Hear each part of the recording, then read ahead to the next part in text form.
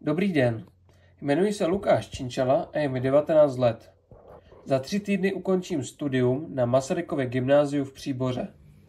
Mám několikaleté zkušenosti s vedením týmu. Vím, jak důležité je umět komunikovat s lidmi a zároveň vím, jak důležité je motivovat. Věřím, že tento studijní program mě posune blíž mému cíli. A to je založit firmu, která bude mít smysl a dopad. Mezi mé silné stránky patří schopnost dorozumět se ve 3 světových jazycích, a to v angličtině, němčině a španělštině. Dále kriticky myslet a schopnost převzít zodpovědnost.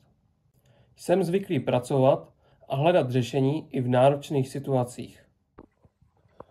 Kromě školy se věnuji také golfu a bojovým uměním, které mě naučily preciznosti a emoční stabilitě. Dále rozvíjím schopnost strategicky myslet a předvídat skrze deskové hry. Svou kreativitu uplatňuji při tvorbě prezentací, zatímco četba je mou formou seberealizace. Všechny dovednosti, které jsem doposud zmínil, bych chtěl nadále rozvíjet a zároveň obohatit o znalosti z oblasti podnikání, marketingu a inovací, které mi přináší váš program. Studium inovativního podnikání je pro mě skutečnou příležitostí růstu, jak osobního, tak kariérního. Tímto vám děkuji a loučím se s vámi.